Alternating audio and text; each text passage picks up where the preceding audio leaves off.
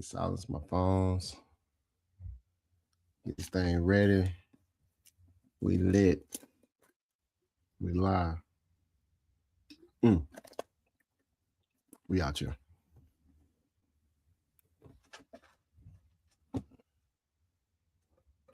I'm gonna go on 15 minutes early.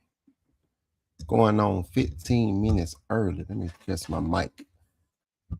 Hopefully y'all can hear me good. Or hear me well. Actually. Hopefully y'all can hear me well. I know what people are thinking, like, hey, your boy said 6. I'm going on 15 minutes early.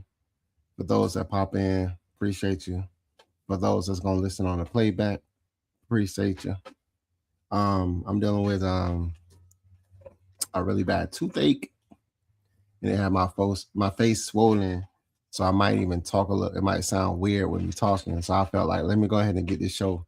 And I wanted to see how dedicated I am to getting y'all this content, because even with my face swollen a little bit, it all went down really, really a lot, like tremendously, because I've been putting cold presses on my face. But I got like a tooth infection. But I wanted to sit up here and still get y'all this content. Hopefully my mic levels are great. My mic levels are great. Y'all can hear me. Hopefully my mic levels are great. Let me know where you're viewing from. I always like to see where people are viewing from, whether it's another state, other than Georgia, another country, other than the United States. You know, I like to see where people are viewing this content. Thumbs up, share the content out. If you haven't subscribed to your boy, the Lochness podcast, you follow me on YouTube, YT University, the Lochness podcast on YouTube. Road to 500 subs. You feel me? Road to 500 subs. That's what we're trying to get to. I don't know if y'all can hear my dog has been in the background, like really eating. He eating. He just woke up. He gonna wake up when I hit the go live button, and all of a sudden he want to crunch and eat in the background. That's crazy. Bro been asleep this entire time, but as soon as I pressed it, he want to sit here and act. That's crazy work. Let me go to the comments. Print 10 TRH said nothing. Don't clean house and fire everyone after the first season, seeing how bad Cleveland looked. I expect struggles in the first season. Because he's going ahead and answering the topic of today. Went on ahead and answer the topic of the day. And punctual equals professional. Set yourself aside, brother. I'm dedicated back.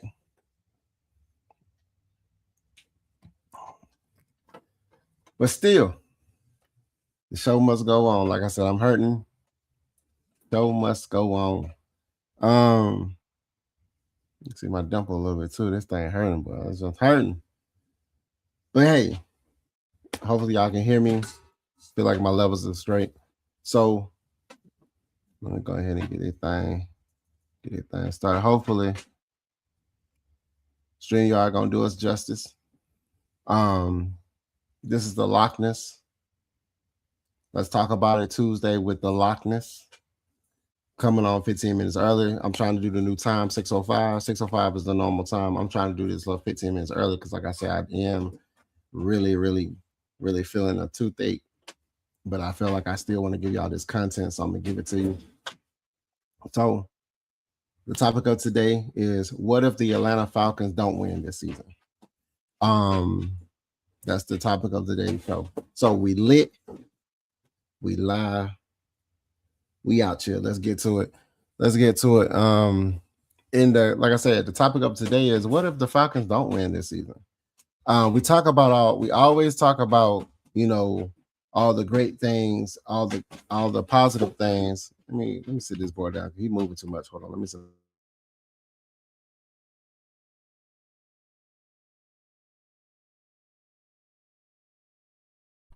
You know how dogs, when they can't find a spot, they go around in a circle. he was going around in a circle trying to find a spot that he just go. I'm like, bro, what's going on with that? But yeah, neither here nor there. But basically, I was approached with a conversation from a fan that knows who I am that walks into my store. You know what I'm saying? And they was like, man, what's happening? What's up, Maggie T? Cunningham. I was approached with a question. What if the Atlanta Falcons don't win? He's just trying to get in the camera. He said he's just trying to get in the camera. He's just trying to get it on the camera. I swear he is. But I was approached with the question though, like, what if the Atlanta Falcons don't win this season? How would I feel about that? Like, what would I do? And I was just like, basically, just like TRH said, I wouldn't feel anything. I wouldn't feel no letdown. I would be more concerned how we lost rather than that we lost, you know, and that has been honestly the last 5 years of the Atlanta Falcons. It wasn't like how we was when, who was it? Jim Moore Jr. in the middle of the season just quit. You know what I'm saying? These past 5 seasons, it's been games where we was a couple of plays away from making a difference. We was a cool kick away from making a difference. We were, a defensive stop, a timeout call, away from, a hair tackle away, a stop away. You know what I'm saying? So I'm more concerned. I would be more concerned how we lose. If we're getting blown out games,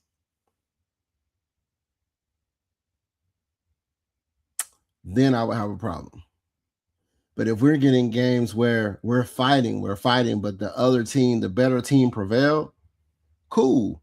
I'm cool with the better team prevail. In a sense of, well, they were the better team or they were the better coach team, because we got to understand that we have a revolving door. I talked about this in one of my shows before. Remember when the Patriots had their dynasty? When the Patriots had their dynasty, they was keeping the same coaches, the same players, everybody. It wasn't like, oh man, like, we were switching out people. It's like every year we were switching out people. My honest opinion is we'll win 7 games, but look more competent, not be embarrassed, be good competition. Okay. What's happening? I honestly feel like in my heart of hearts, let me be 100%.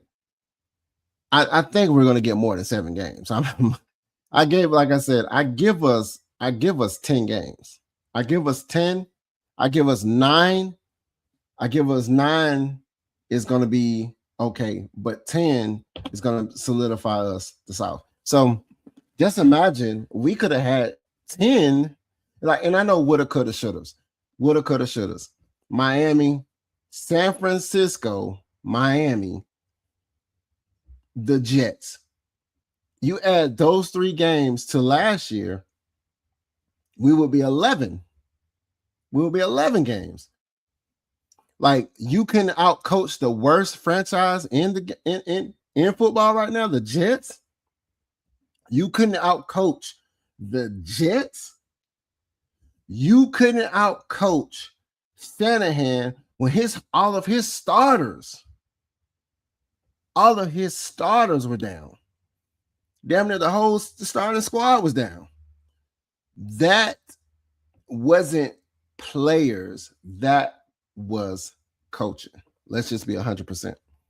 So I don't think, like you said, this is a competent coaching. That's a good CC. You know what I'm saying? CC. That's a good CC. You know how people say GGs. Good game. CCs, competent coaching. Competent coaching. Understanding that our success or failure is going to be measured on competent coaching. I like that. Competent coaching and PE.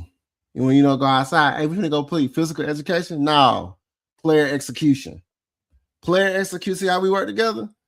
Competent coaching and player execution. That's what our success is going to be. That's what our success is going to be measured on. That's where we at. We see eye to eye. You see how I got that right there? Eye to eye. Eye to eye. So you already know what it is. It just makes sense. Those aren't the three we should have won, but lost. Were Indy down late, England down late, and Tampa week one had the under 11 minute, I think. No. See, I was going off of teams that were damn like Miami, Jets, and San Francisco. Those were some bottom teams. Regardless of what, those were the Jets, though. Even if we would have beat the Jets, which is the worst team, next to probably the Cardinals are at the bottom.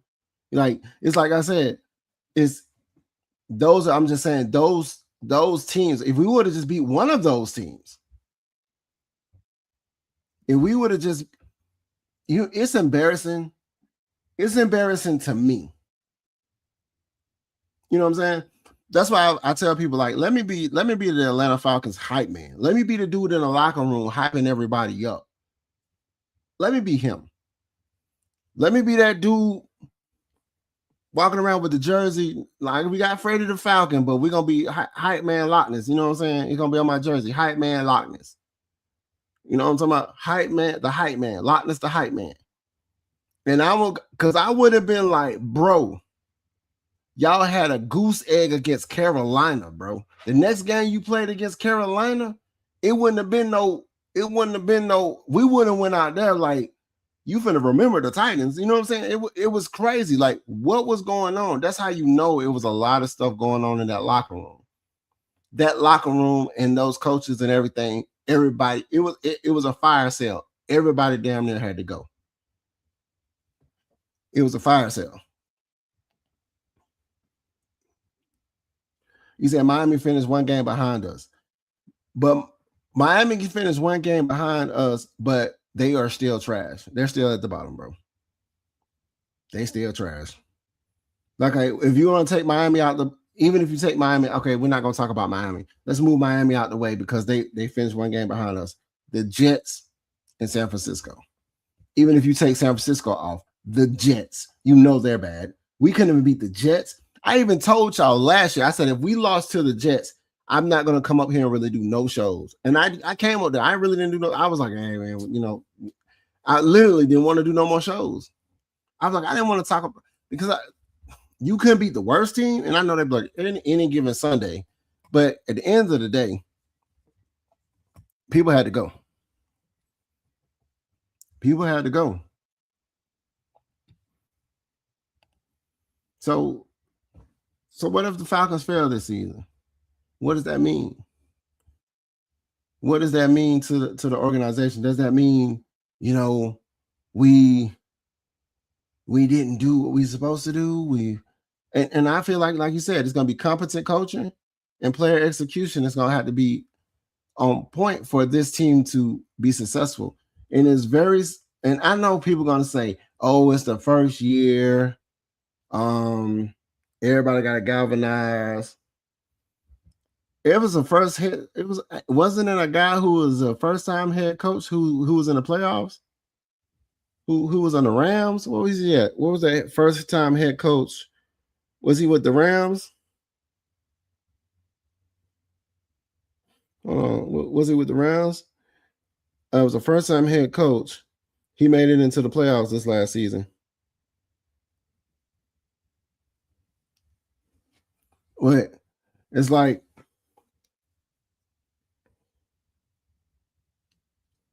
Let me see. Hold on. Let's see what we talking about. Come on, Google.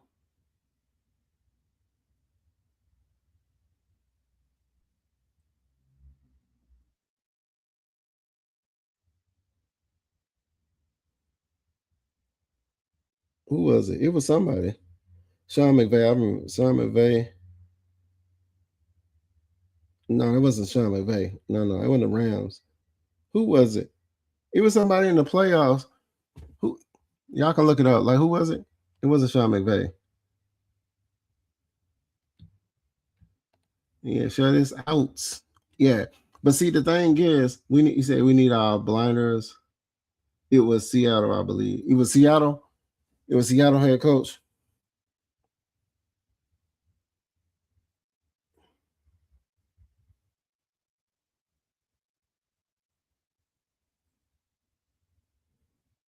Oh, Mike McDonald.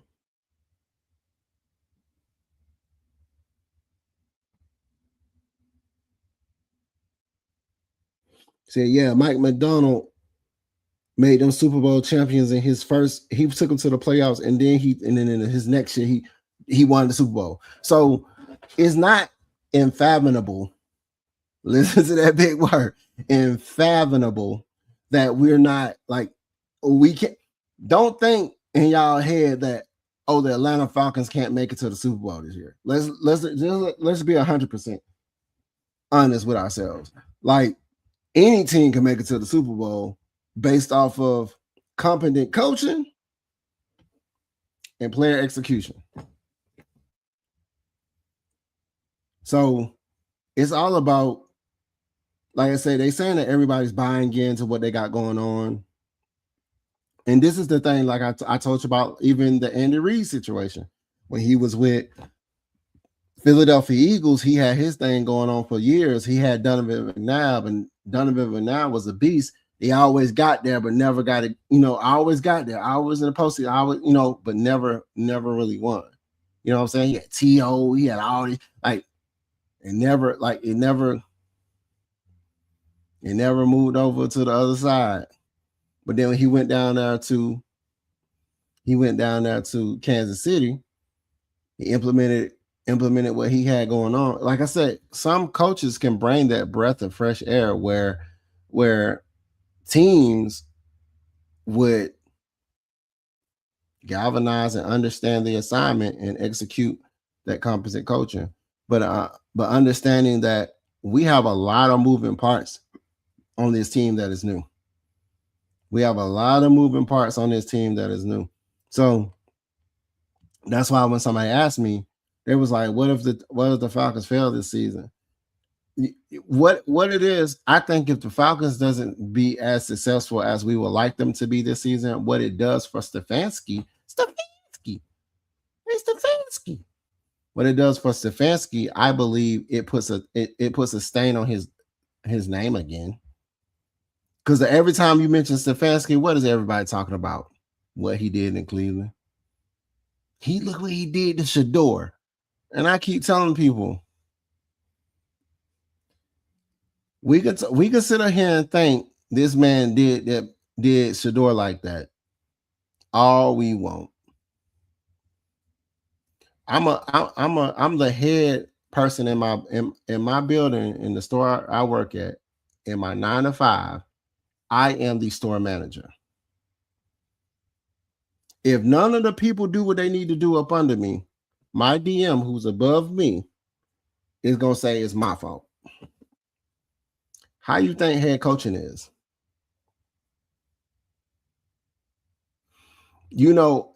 I'm not going to tell my team, the DM said not to do this. I'm going to say, hey, we need to do this. I don't need to tell them where the direction came down from, because then that removes credibility from my word.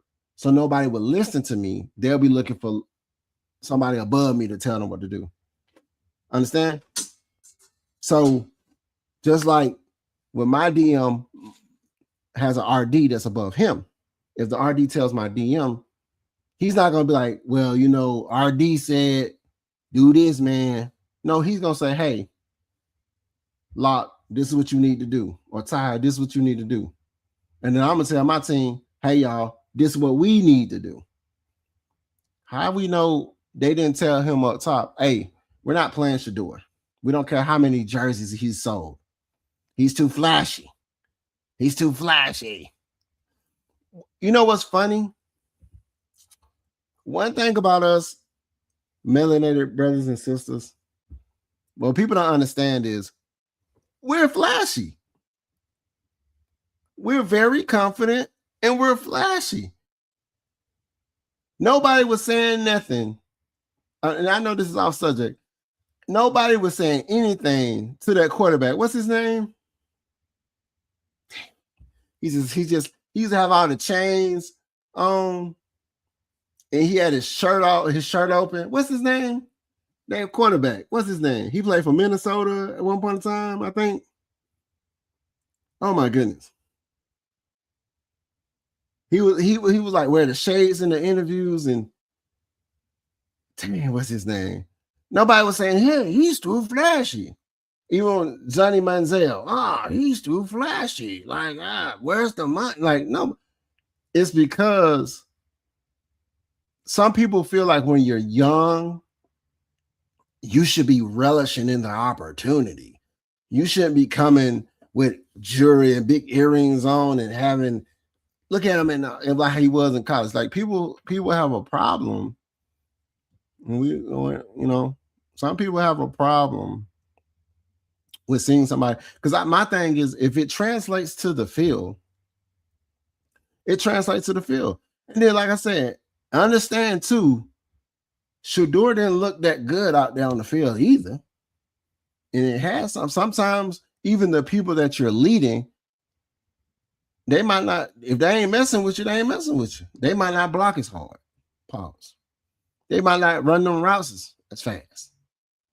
They might not, So, and I'm going to translate that back to Stefanski. If we was to have a failing season this year, it's going to be see why we shouldn't have got him? Because I think, in my mindset, I think people really don't really care about dissecting the game. Is I'm paying my money, win. Entertain me with some winning culture.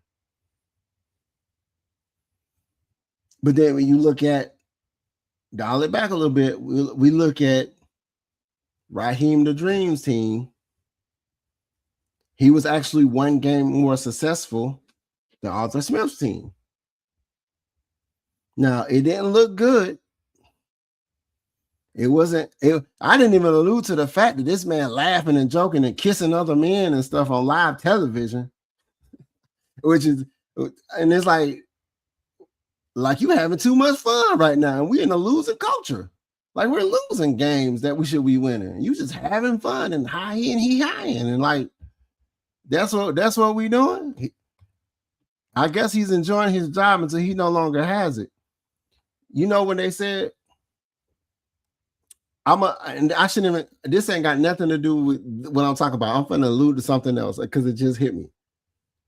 You remember that they said Arthur Blank is backing Michael Penix Jr., right? Do y'all remember that? Do y'all remember? Arthur Blank is backing Michael Penix Jr. Not to be argumentative, but Stefanski did play Shador. He played a quarter of the season after they were all healthy. He played before Penix. Nobody treated Shador wrong except our DC son. Oh no, it ain't argumentative, man. Like, hey, I'm here for it. We're gonna get to your comment real quick, but I want to say this. Y'all remember when it was like Arthur Blank them is backing and endorsing Michael Penix Jr., right? Isn't that the same thing that Raheem Morris said on the podium?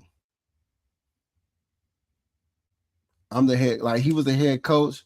Arthur Blank is backing him. Arthur Blank is, I'm good. Arthur Blank is backing me. And then and then he got cut off. So take that with a grain of salt, man. Like if you don't do good,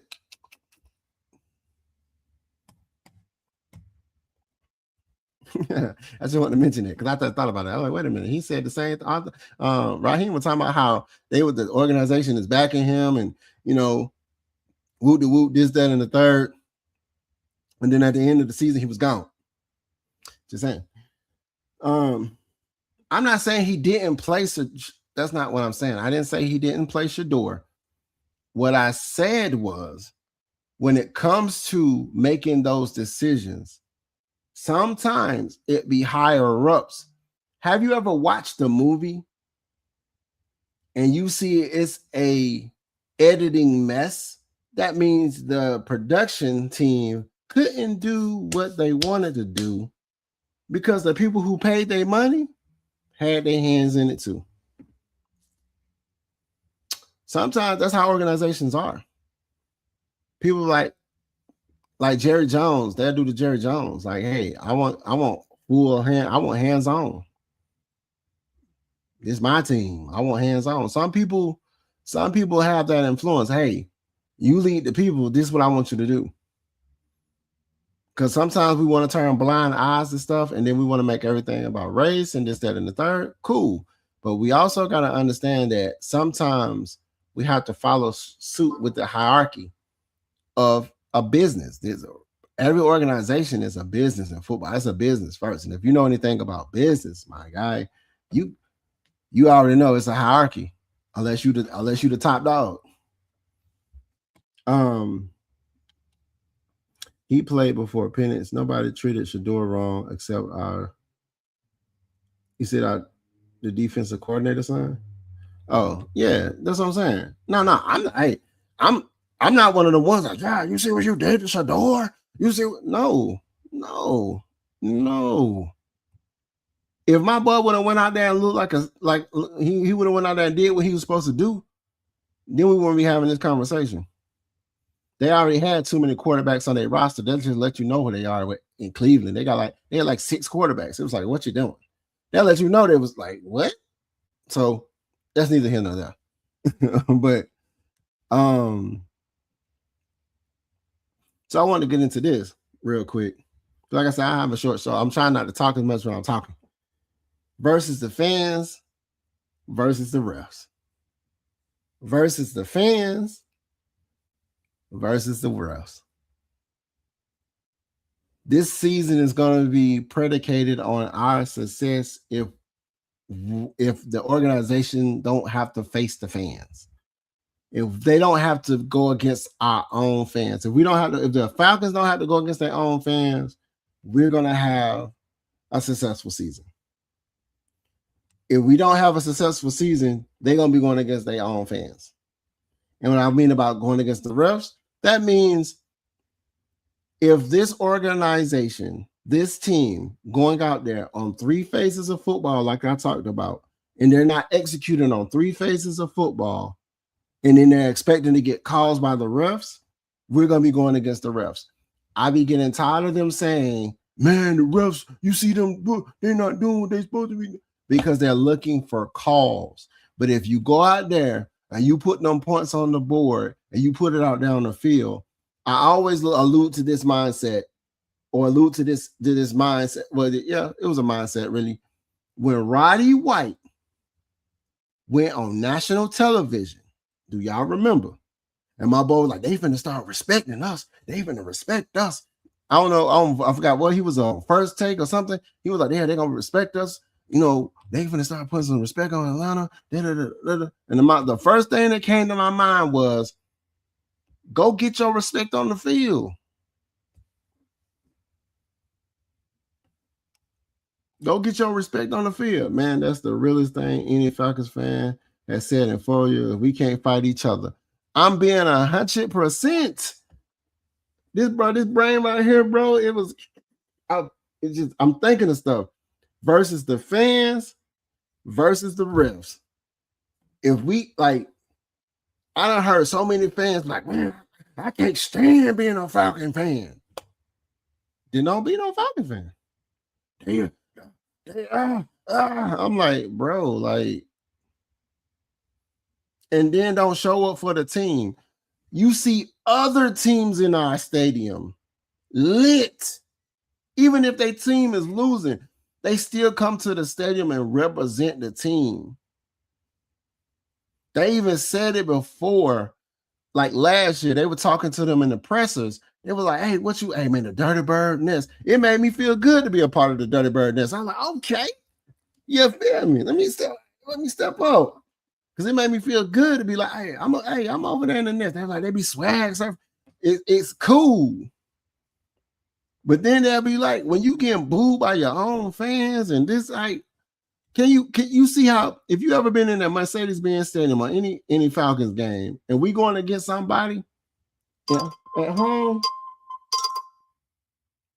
and we're going to get somebody at home, like we're going against the Steelers, we have more yellow, terrible towels in that thing like this. You look around, it's yellow everywhere.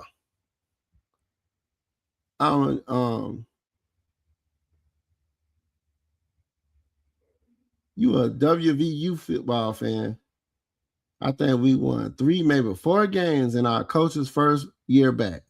Nobody complained. We all, one fan base, understood the reality, and it was much easier to find success that way. Absolutely.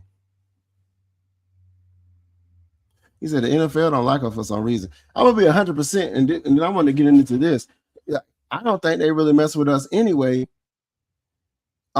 Just based off the fact of the matter is they put our team 29th. I think our team is 29th. And it was like, how you have like we know our special teams were trash. Let's just be 100%. Our special team was trash. But our defense nearly had 60 sacks and pressure. And go get it. Our defense was here. You know, our offense was definitely here in most cases. Like I told y'all, we had number 1 and number 2 offense. Offensive and defense was number 1 and number 2. Like it was like, what we doing? What we doing? But see, that's why I like for them to relish in that. Like, okay, they counting us out. Let's go show them. Because even if you look at our draft picks, what's up, King Treyway? So if you look at our draft picks and what we drafted, we even in our off-season acquisitions that were just, free agent acquisitions, we shored up spots. Like we needed, bodies. We needed more trench work. We needed better linebackers. Perkins. Can you imagine a Troy Anderson coming back fully healthy? You got a rookie defensive, like a linebacker that played defensive back and linebacker and probably can run up to the edge. So it's like dude was playing all types of positions. So like, I gotta bring this up again because we talked about this in other shows. Grady Jarrett. The reason they got rid of Grady Jarrett, because if we can get your production with 3 people and don't have to pay that much, we're good with that. If we can get a Troy Anderson, I'm gonna tell you one person I'm gonna be 100%. Ellis leaving, it didn't really hit. I don't know. It's just I was like, okay, he gone, cool. I didn't like the team he went back to. I was like, dude, you went back to your home team? I was like, get up out of here. But when Landman went to the Rams, Landman was an A. Landman was an A. If we could have kept Landman, if you told us, hey, you want Landman or you want Ellis, I would have took Landman. Landman is beast. You see how Landman is with the Rams?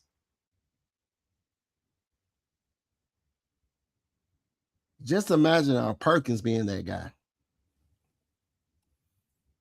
We just like the one thing about Ellis that hurt him is he couldn't cover in coverage, bro. Troy Anderson at least can do better coverage than him. Troy Anderson, like I said, fully healthy Troy Anderson, anybody fully healthy is good. You feel me? Yeah, Lamb fits that scheme. But yeah, Lamb was good down here too. When we had Troy Anderson, Lamont, and Ellis, we was like, oh, we were talking about, you remember when we had Keith Brooking? Our linebacker, we back. So now we got to depend on who? We got to depend on Diablo. Divine Diablo. We got to depend on him to be with Troy. And I'm telling you, like, it's next man up. We want to be transparent. We want to be transparent. So versus the fans, like, it's sad when our team have to be versus our own fans. That has something to do with this team's success as well. Can you imagine going to a job where you go to a job and you know the employees there, the staff that works there, they don't mess with you. They don't really like you type. They don't like you, man. They don't care nothing about you. Can you imagine them telling you that? Every time you step out there and come to work and clock in, man, you ain't gonna really do no work. I don't even know why you come here. Oh, you finna go on lunch again? Oh, you didn't come to work on time. Here we go. That's how these guys is. Yeah, Troy Anderson is a great player. He just need to be healthy. It's the injury bugs. Knock on wood, y'all. Let's get him for the whole year this season. Can you imagine a Troy Anderson, a Perkins, a Diablo, a Walker, and then whenever old boy does his suspension, JPJ come back? Come on, y'all. Avion Sorrell, Hughes. What's happening? Man, Mike. He said we got rookie backups for Diablo. For sure. But everybody, I always felt like having fresh legs out there, a revolving roster of people that can execute and do, like TRH said. He said CC, competent coaching. And I met him with the PE. Player execution, seeing eye to eye. That's how we're gonna win. But we can't be going against the fan. The team can't be going against the fans too. The team can't be going against the fans. They say they talk about it when you go to a Seattle game, how it's rocking in there. It's rocking. You don't be like that. As soon as we start doing stuff we don't like, the fan bases want this microwavable stuff. We just need consistency on quarterback play and management of the team. Pretty much. Ellis was a big blow. Pause that. Yeah. Pause that though. Ellis, he was getting cooked in cover situations. But my boy, Troy Anderson is trash. I can't agree with that. I can't agree with that. Not T1000. But Troy Anderson was a tackling machine. But see, that's the thing. That's what y'all don't understand. This is what y'all don't understand. A lot of people got opportunities because, you know, when Aaron Donald was on the field, he was so aggressive. They had to have like 3 people to stop him. That means other people got to eat. So other people got other opportunities on other teams because they were looking like they was beasting because Aaron Donald was getting triple teamed. He would still get past some of them people, bro. It was crazy. But see, that's how you see it. So you would think a person like Ellis is awesome. Oh, Ellis is this, Ellis is that. But you got to understand some of the people that had to block off. They had to block off of Onyemata. They had to block off of Aruk Orororo, which is those Aruk Orororo, Onyemata, and Ellis gone. So they have to, and then they got to get who they got. Hand, they got a couple of people. He was a better cover linebacker. Who was Ellis? Who was getting cooked by coverages? Oh, you talking about Troy Anderson is a better cover linebacker? Yeah, that's what we need him to be. We don't need him to go after the quarterback. We got a Walker for that. We got a JPJ for that. So that's why we player execution, competent coaching with player execution and them executing their position They're not like when you don't have to be as versatile as doing your job. This is your job. Hey, Diablo, middle of the field. Don't let nobody catch nothing in the middle of the field. Hey, Jalen Walker, I need you to go get the quarterback. Spy any run. That's your job. JPJ, go get the quarterback. Because our secondary has to be just as on point, because if they're passing, they have to be on point to give the trench work enough time. We couldn't stop a nosebleed when it came to the run.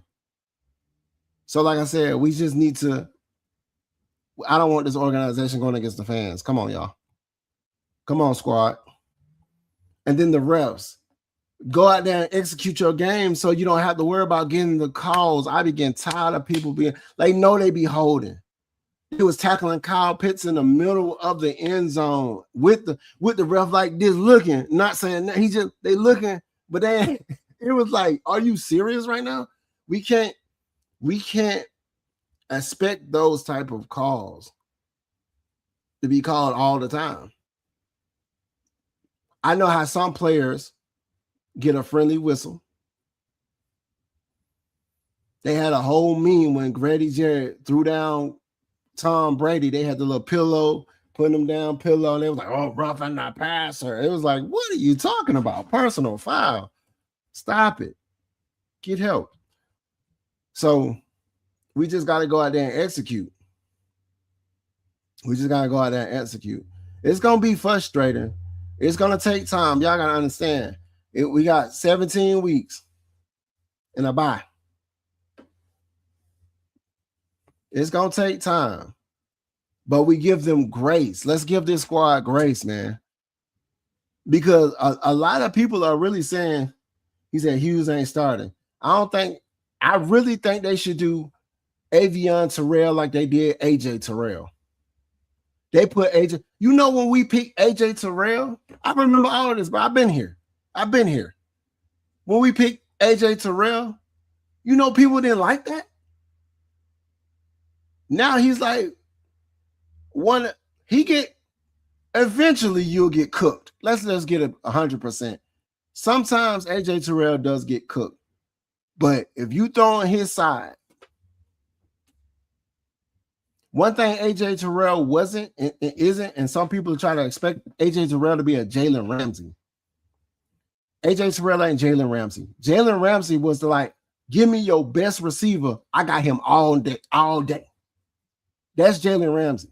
Reeves, give me your best receiver. I got him all day. Sherman, give me your best receiver. I got him all day. AJ Terrell ain't that.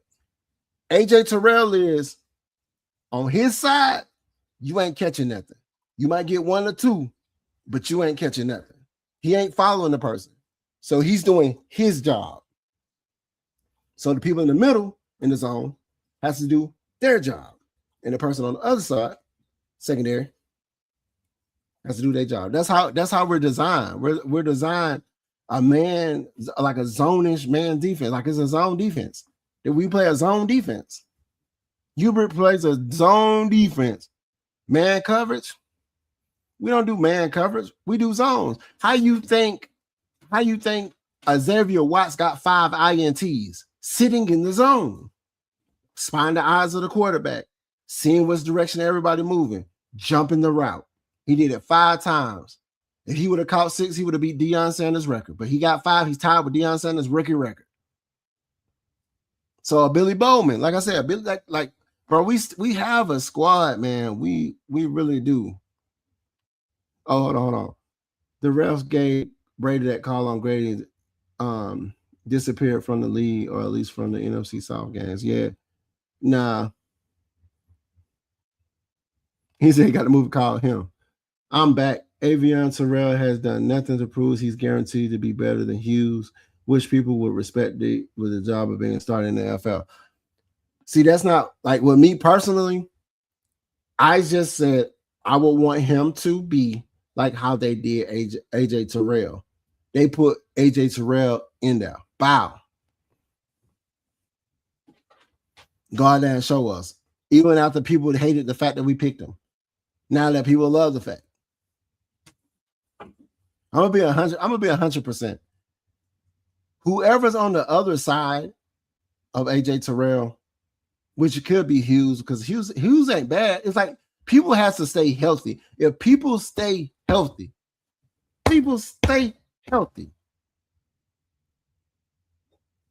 that will determine a lot of things. He said, remember the Super Bowl's paid off. We already know what's up. So what would be a successful season? This is it right here. This is the last topic, y'all.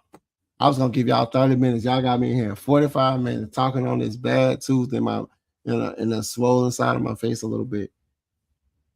What would be a successful season to y'all? I always wanted to ask this question to everybody. I always wanted to know what would be a successful season. I'm coming back to this because if somebody asked me if we fail, what would happen? And I told them absolutely, like TRH said it,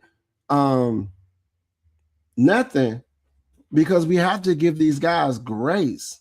But I'm guaranteed we're gonna be versus the fans. See, I told you we should have never got Stefanski. See, I told you he's a bust. Get him up out of here. And they don't understand. The more times we keep throwing people out, we're going to have a revolving door. And you know what other people see? I don't want to go down there to that mess in Atlanta. Yeah, I don't want to go down there to that mess. They can't keep people together. And I told you, the only way we're going to have a successful, if we keep people. I said, this is the next 5 years, y'all. He said, I see us 10-7. Me too. I definitely see us 10-7. Wild card or 11-5 winning the division. I think we can win the division with 10-7. Mike Hughes stayed healthy in 24-25. We possibly not fell off a cliff. Hughes leads the guys playing out of position, and it kills our communication on back end with Hughes is hurt every time. Yeah. When he's healthy, he's good. When he's healthy, he's good. Because we still got people like Kobe Bryant. We still got, like even Billy Bowman went down. Like, and he had a promising season. Watts was banged up. People even talking about us getting rid of. Let me sit back a little bit. Let me sit back. People are talking about us getting rid of Jesse Bates. People were talking about us getting rid of Jesse Bates. When we got Jesse Bates, they were like, we paid too much for Jesse Bates. But dude was the best safety in the game. And he was picking the ball off like 3 or 4 times. Every game was an INT for him. Almost damn near. At one point, he was just 1, 2, 3. It was like, whoa, my boy. So it's like, it's crazy. People don't understand that if we break these people up, Jesse can teach a Billy Bowman and a Watts. A AJ Terrell can teach a Avion Terrell and a Kobe Bryant. A Hughes can teach a Kobe Bryant. Got rid of Clark Phillips III. Alfred's gone. And I remember they was like, get rid of D. Alford. And as soon as they got rid of him, oh man, we lost D. Alford, bro. I'm like, shut up. Yeah. Essentially.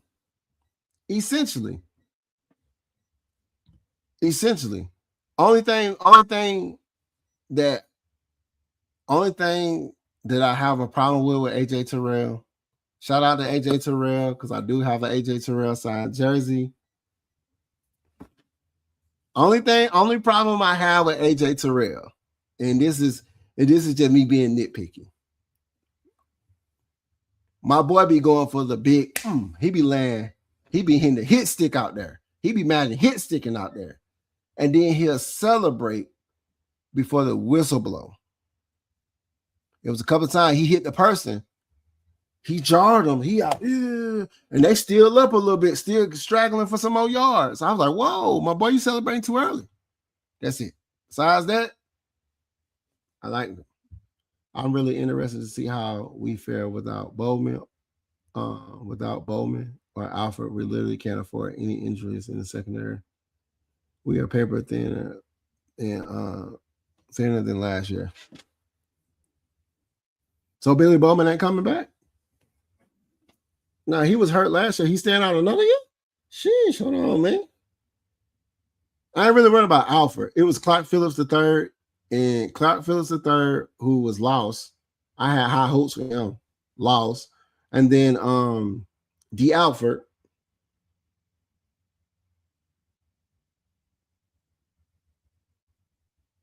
Let's see. Billy. Hold on. Let's see. Billy Bowman Jr.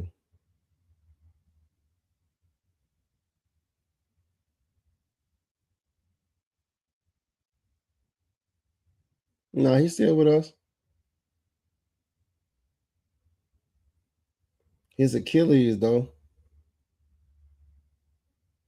He had 26 tackles. He had 1.5 sacks and an interception.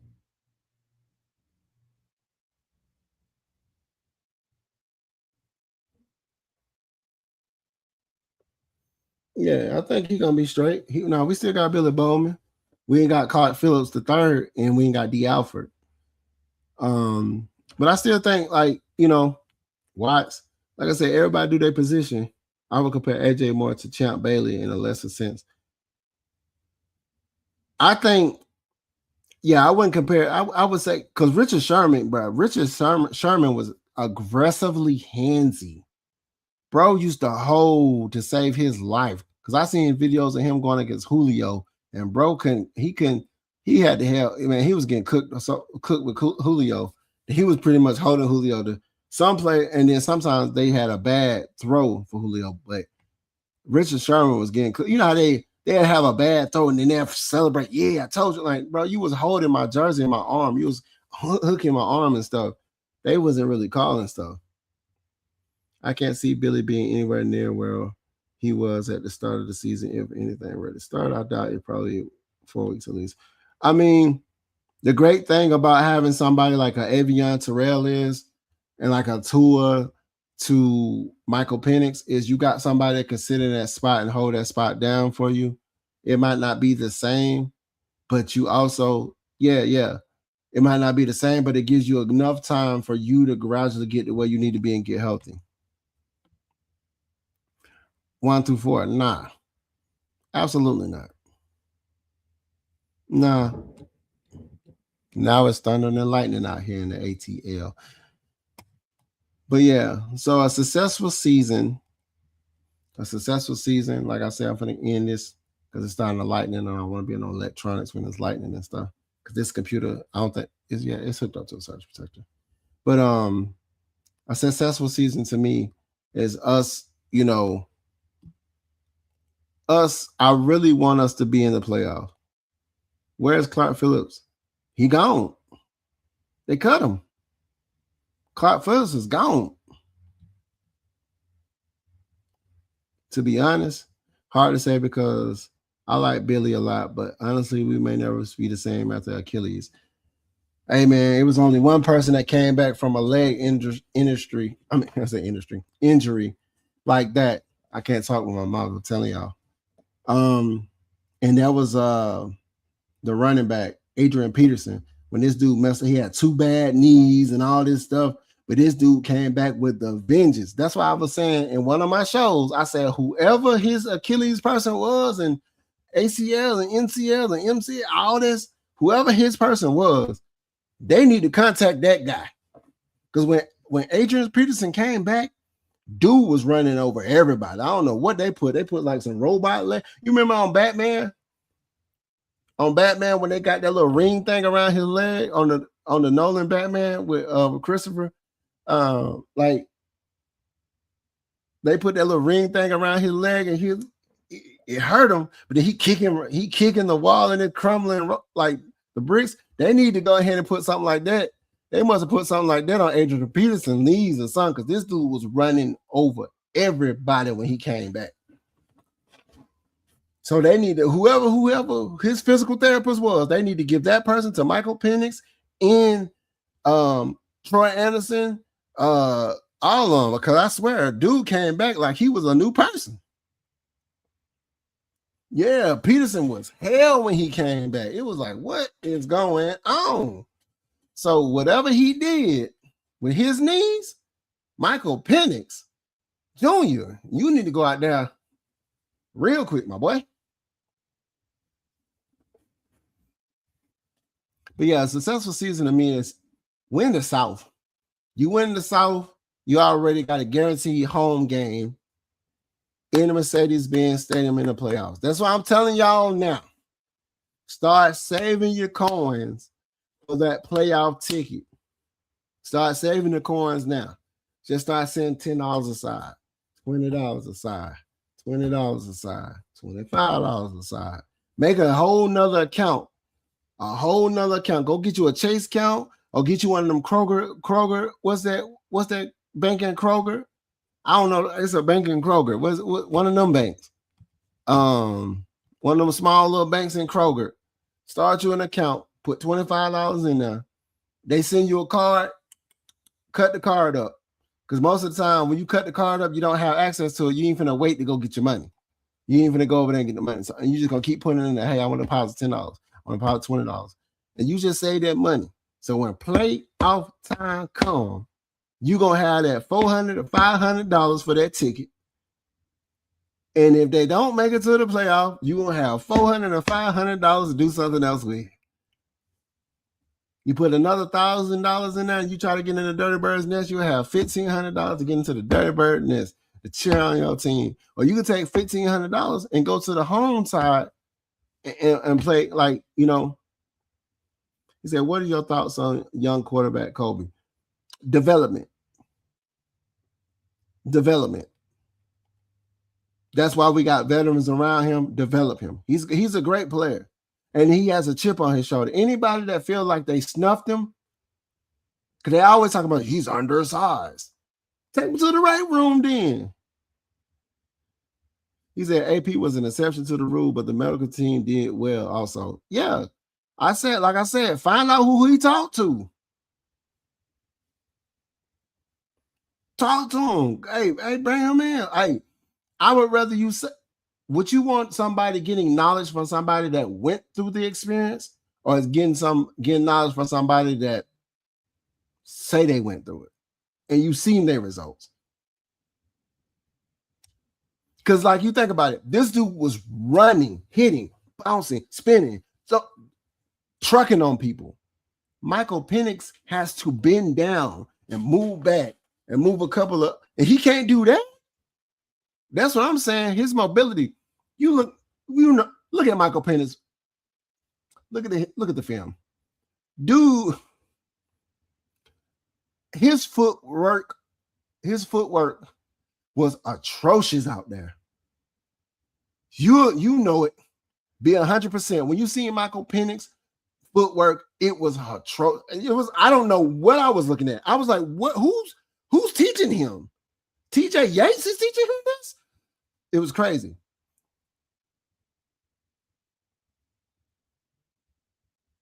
He said it was hard to watching the Panthers and the Bucks home play. Yeah, I'm telling you, man, it's us. I just looked at Bill Callahan online rating through the years, and it's top 5. One thing I just looked at when they was talking about Bijan Robinson, they said Bijan Robinson, despite him having the failure at the O-line, this dude still was producing. Just imagine if we get the O-line doing what it's supposed to be doing. Say we get an O-line like it was doing, like the Cowboys O-line.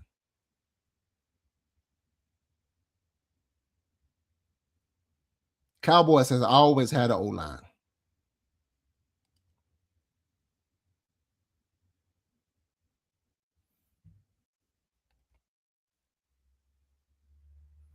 He said Falcons like teaching Falconomics. I'm just a student of the game.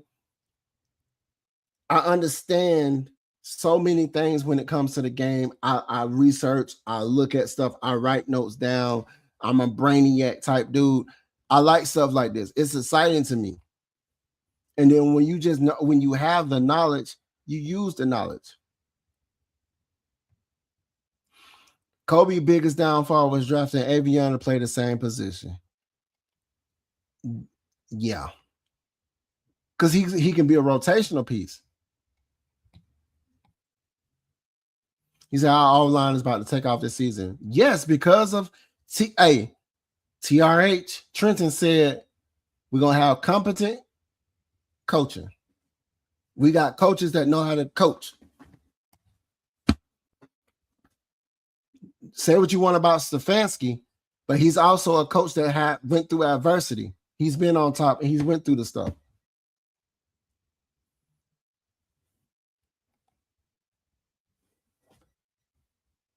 Hold on.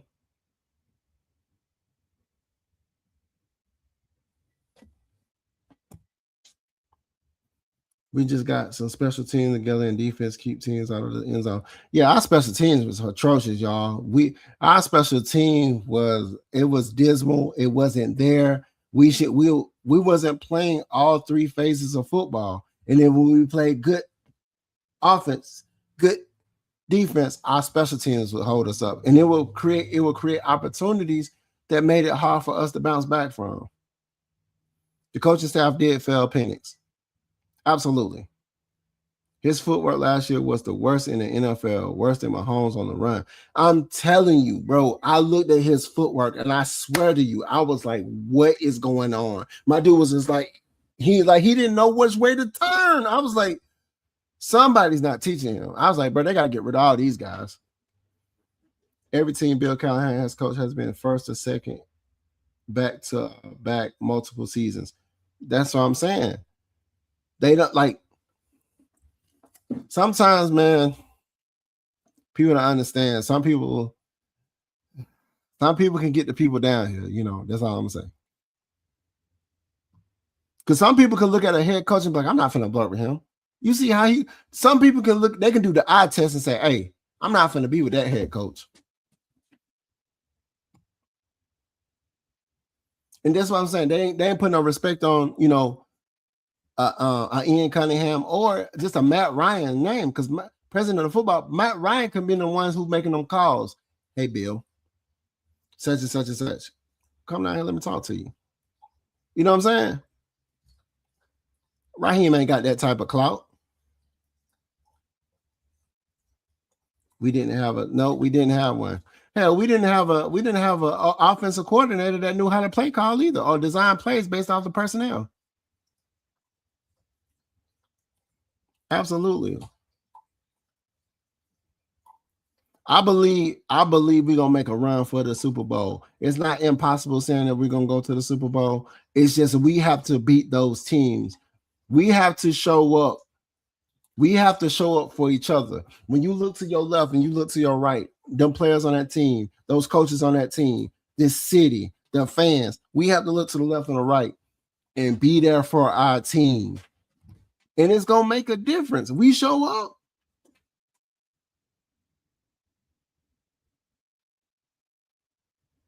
He said he was throwing so many odd angles on his knees, ankles. I had to learn about like basketball goes where your feet point simple. So, like I said, his footwork and his mechanics was like dismal. Like TJ Yates was the coach. It wasn't it.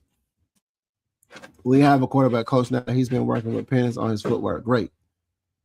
Awesome. Zach Robinson wasn't even showing no accountability. Man, my dude was smiling. All of them, it was like a fun time to them. You know why they sit up here and get people that's affiliated with Atlanta? Because you'll have more pride playing for your home team. That's why they try to get people that's played for Atlanta, because they have more pride. They have more pride, man.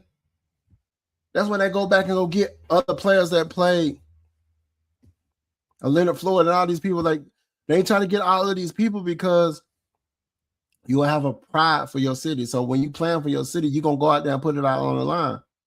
Some people put it out on the line for a paycheck. And some people don't be like, I don't really care because I get paid anyway. Because they get their check every Sunday. So, but I gave y'all an hour I done gave y'all an hour.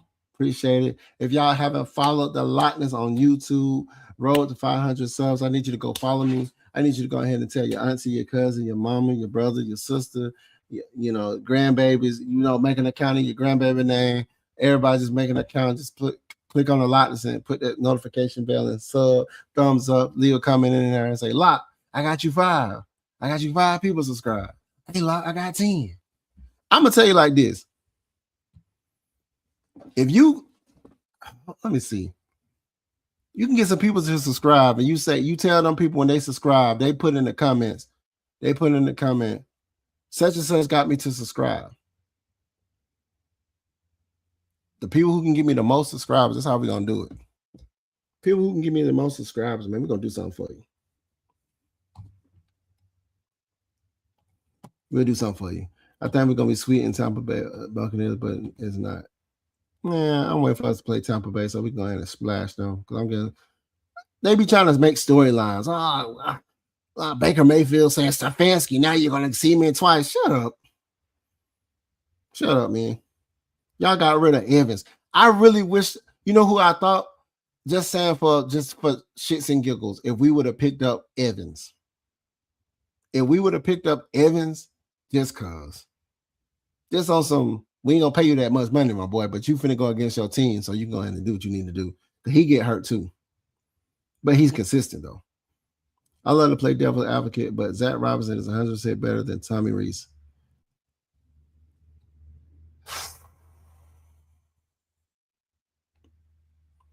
Let's find out. Let's find out. Let's put that to the test. Let's not talk about Tommy Reese's Cleveland Browns team. Let's compare Tommy Reese this year to Zach Robinson's 2 years or his last year. Take Zach Robinson's best year. We're gonna put it up here, and then we're gonna take Tommy Reese and whatever he did this year, we're gonna compare. We're gonna come back to this. That's gonna be a topic for you. Because you can't compare him to Cleveland because he don't have the same team. But he's taking over this team, and he has some of the same players, damn near the same, almost same everybody. So let's see what he gonna do with them, and then we're gonna compare, and then we can say how much percentage. That's a fair take to give him a fair shake now. Get Tommy Reese a fair shake, man. Don't compare him to Cleveland because Zach Robinson wasn't in Cleveland ever. So take Zach Robinson's best season with Atlanta Falcons, and then we're going to take Tommy Reese or give him 2 years. You take his first season, you take Tommy Reese's first season, then compare it. And that would give him a fair shake. We can literally be the best running room with a top 5 offensive line. We have to beat these teams. Yeah, we just have to win. Yeah, top players as wide receiver. RB wasn't in pursuit. 8 wins in 4 years. RB is not given win games. We have top running back. Don't forget, Zach had nearly 3 1,000-yard receivers and 1,000-yard rusher in the same year with poor quarterback. Like I said, it's you got to also, it's a whole bunch of moving parts. Okay. You got to compare. So when you talk about player execution, if you're gonna do that, we don't have Algier anymore. We do have. So we're just gonna compare Bijan. We're gonna compare London, Pitts, and you had Mooney. He had Mooney, Pitts, London, Bijan.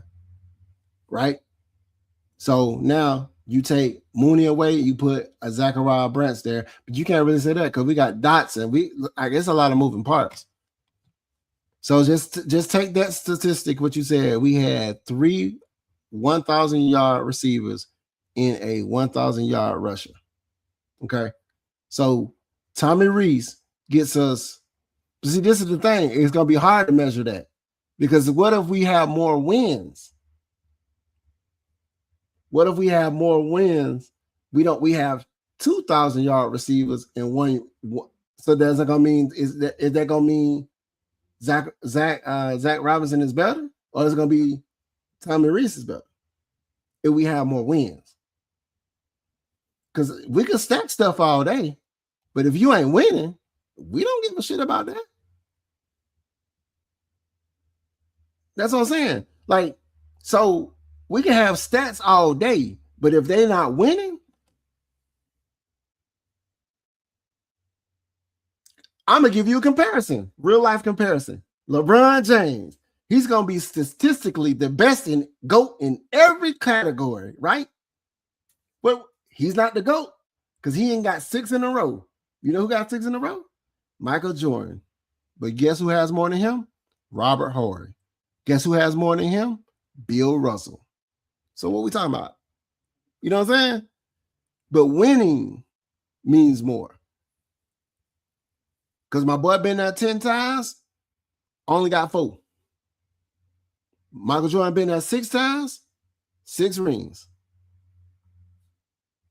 You know what I'm saying? So winning, like, so I would compare that to if Tommy Reese has more wins than 8 wins. Just saying, if this offense carries this team and they have more wins than 8, because they 8-9, they did it twice. So if Tommy Reese in their first season has 10 wins, they're already better. That's what we're gonna compare it off of. Because you can have less stats on the board and still have a dub.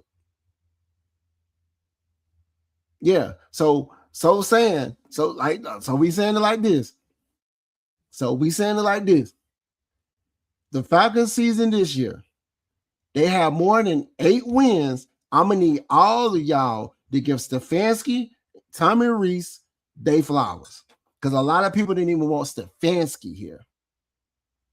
And y'all don't even see, y'all got your eyes like this. I don't even want no Stefanski. But the person who helped him get 2-time coaching of the year, he has both of the guys with him. The other guy, what's his name? The other guy who helped him, who was actually calling the plays, he's with Stefanski. And I'm guaranteeing you that the Atlanta Falcons player roster is way better than Cleveland Browns player roster. Let's just be 100%. We know it. There's no way you're going to tell me the Cleveland Browns, even with Chubb, is better than the Atlanta Falcons roster we have. And that's just on the offense. Let's just talk about offense, period. He said the Bengals' elite offense missed the playoffs, but I'm going to tell you one thing that the Bengals don't have. They don't really have an O-line, bro. How do I know this? Because guess what's my second favorite team? The Bengals. I know about the Bengals, my boy. I know about the Bengals. You remember when they had that head coach that was there for years? And I swear this man had some, who is it, Marvin, what's his name? He was there for years, Marvin Lewis or something like that.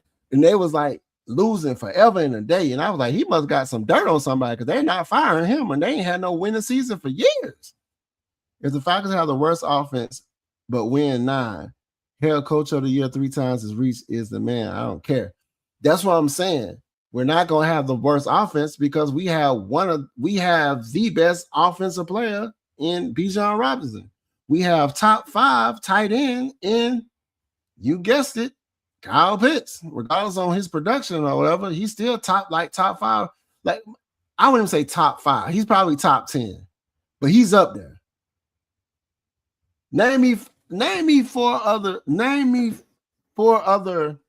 tight ends better than Kyle Pitts. And if you was to say, and you can't say Kelsey because I don't know what he got going on. You got to go with the Ravens. Andrews. You got to go with the dude over there. It's a lot. Tight ends is crazy, though. Because it's all about how you use them. Some people don't use it. Like, the Ravens use their tight ends. We didn't really use our tight ends like that. The Rams use their tight end. Was it Higbee? Cowboys were known for using their tight end. You remember Witten them? They was Wittening them. They Wittening them. They were doing their thing. So, yeah. So I would say we gonna die next. Okay, I got something for you. Next show, we gonna dissect the Cleveland Browns team, and we gonna dissect the Cleveland Browns offense and Atlanta Falcons offense, and we're gonna compare them, and we're gonna devise an expectation set. And we're going to say, from that Cleveland Browns offense, we're going to compare it to our 2 last years where Zach Robinson was leading, and we're going to figure out an expectation. And then we're going to look at Tommy Rees and say, Tommy Rees needs to do better in this. He needs to do better in this. He needs to do better in this. You know what I'm saying? So we can get this man a fair shake.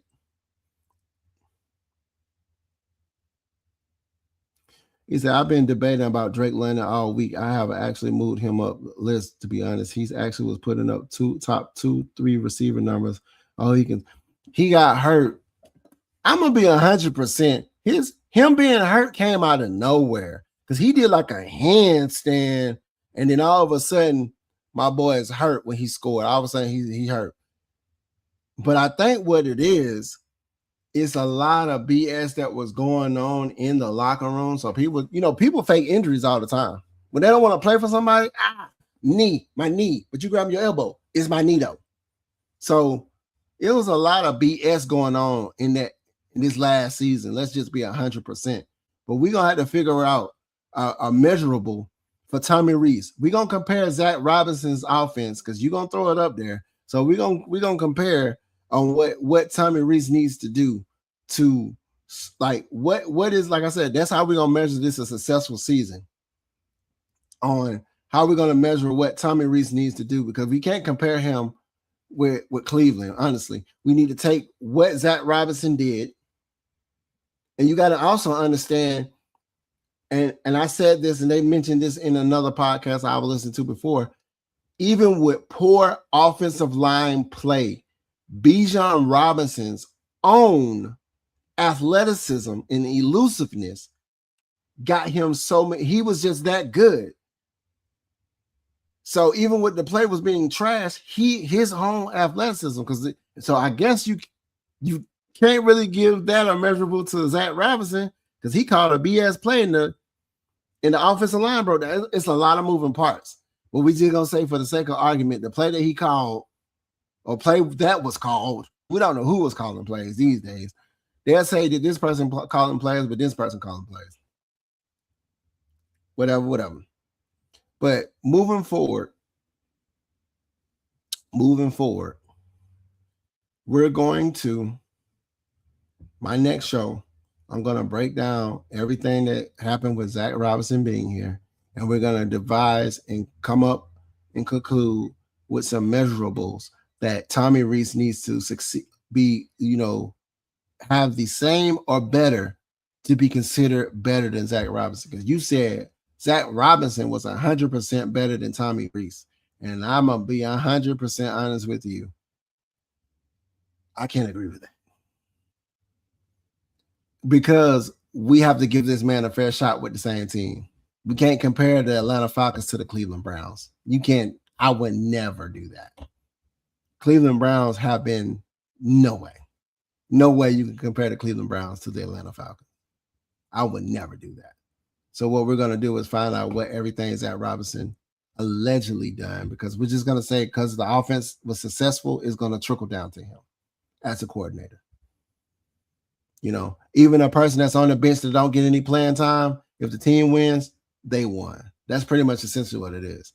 If he called a bullshit play and it failed as far as execution, but because of Bijan Robinson, he got positive yards and he's running down the field off of a scramble route, like off of a backside toss, and he just take it to the house.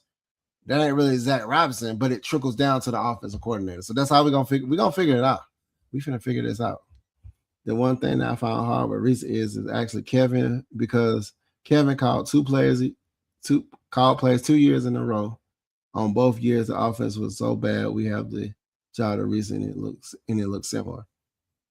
Sometimes you got to understand this too.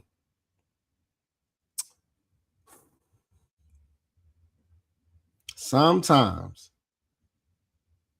it's a mental thing too. So if somebody like, bro, I don't really want to do this, bro, it's looking the same. Just like how you say it look the same, they're going to play the same. So people have to buy into your vision. You see on the Game of Thrones, when they be like, are you not going to sit up here and fight for your queen? You got to build a morale. All of these things is real. And then they overcome stuff. If you don't build the morale, you're not going to have success as well. It's a lot of things. It's a lot of mental things. Physical things. You can be 10% physical and 90% mental. They got to go out there and be like, hey, man, I believe that we can win this game.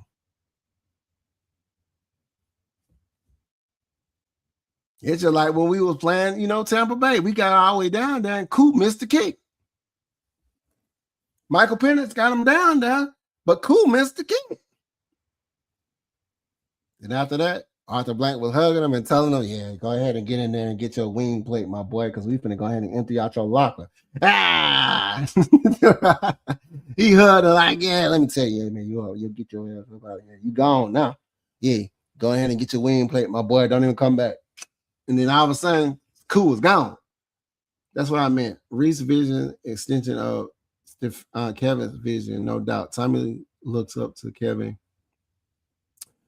But the one person that you're not mentioning is that other guy that we have on the team that Stefanski brought to his squad is the guy who helped him get 2-time coach of the year. So when you set yourself up for success, you bring the people that help you be successful. And my boy has damn near the same people who made him be successful around him with a better team.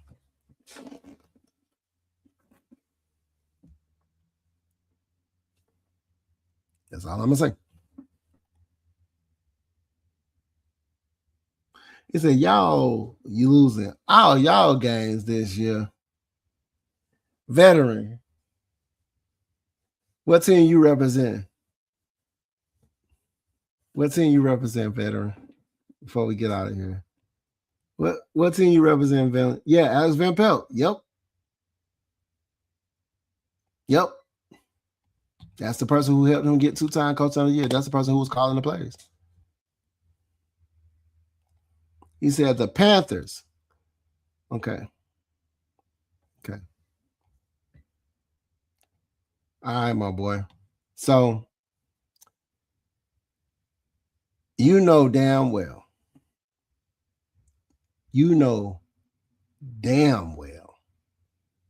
For the past 5 years, the Pampers have been on the bottom. And I said Pampers. The Pampers have been on the bottom because y'all been shit. Stop playing.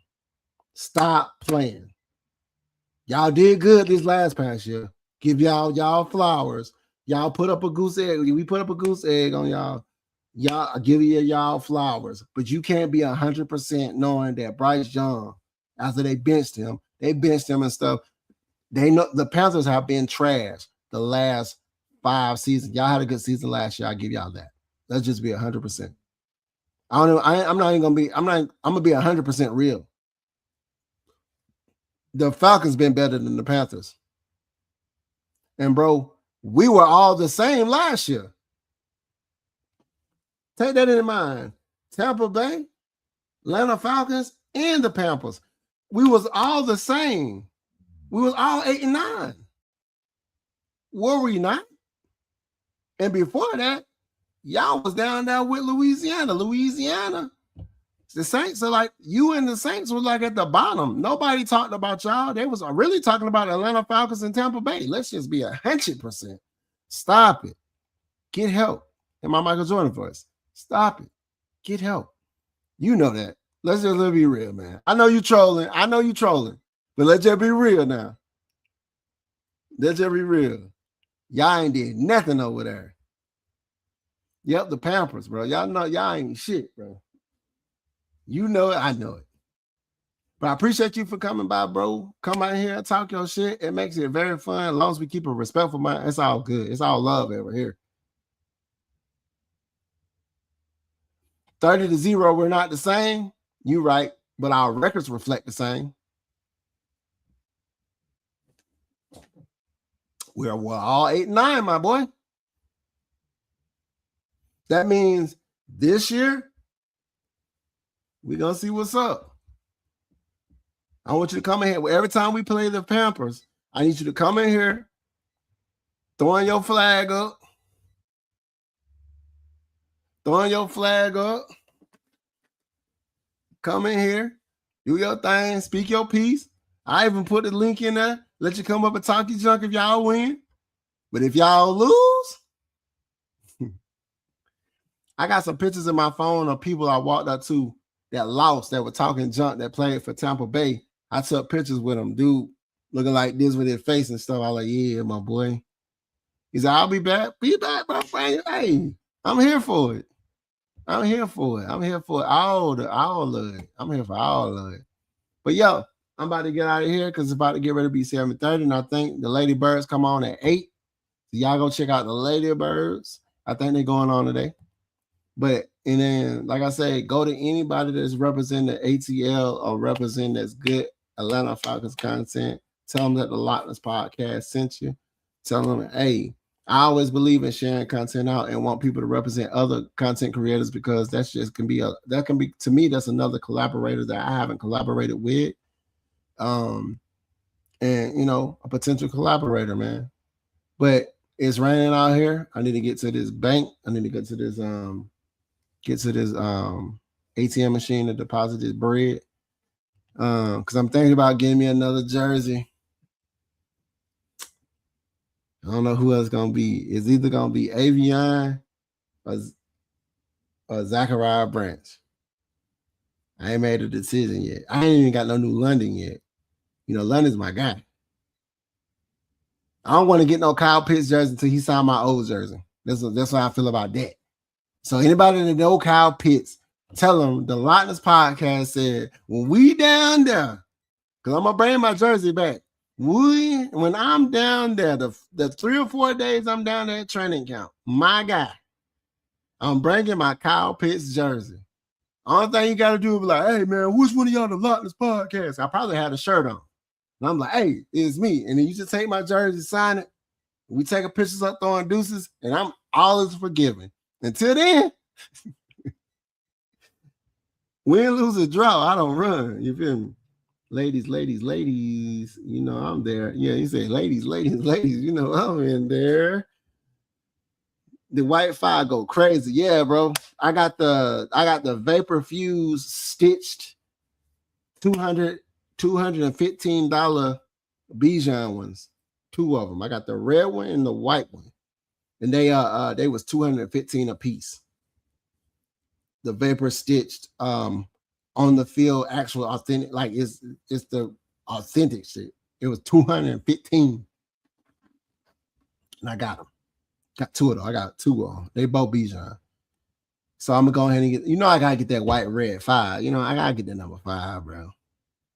But I'm gonna get that closer to in September anyway.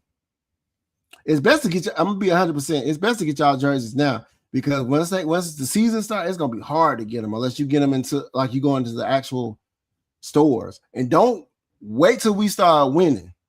You remember when we was winning, they was buying everything off the shelves. They was buying everything.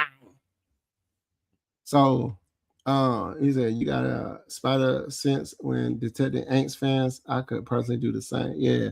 And we ain't worrying about no Aints fans either, man. We already know we represent the red and black, man.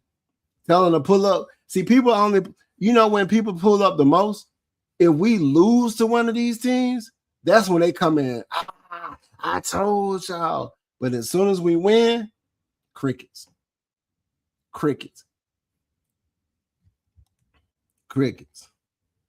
I'm still in the market for a 404 chain from 404 days. Anyone? He said, I'm still in the market for a 404 chain from 404 days. Anyone? Oh, I need one too. I need one of them 404 chains. I didn't make it, man. I should have pulled up. I just couldn't make it. It's like my job, man. Sometimes my job, when you're the boss, man, Sometimes I get stuck, man. I'm sorry. I love y'all. I'm sorry. I'm so sorry. I'm sorry. But I appreciate y'all for stopping by. I did an hour and 30 minutes exactly. I was supposed to be on this thing for just 30 minutes. So when your time flies when you're having fun. So anybody on this playback, man, leave a comment, throw a thumbs up, hit the subscribe button, share the content out. If you got some extra people that you can bring over here to subscribe, tell them, hey, such and such sent me over here to subscribe, and I appreciate it. You feel me? Until then, and then on my own personal page, I start doing content for other brands other than the Falcons. Because I want to do one about the WNBA, and I want to do one. I don't want to do one about the Hawks. I mean, not really the Hawks, but WNBA. I want to do some WNBA content because I like WNBA as well. And I let everybody else talk about the Hawks and all that stuff. So let's get it. Appreciate y'all, man.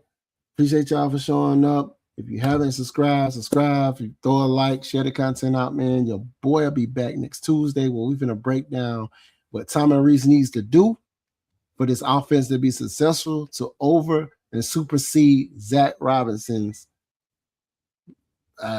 stats that he had. Everybody like it's crazy that we had all of these good stats, but we had not even a winning season. But we was all tied in the NFC South, so I guess it was successful. It was one game successful in the 7-10.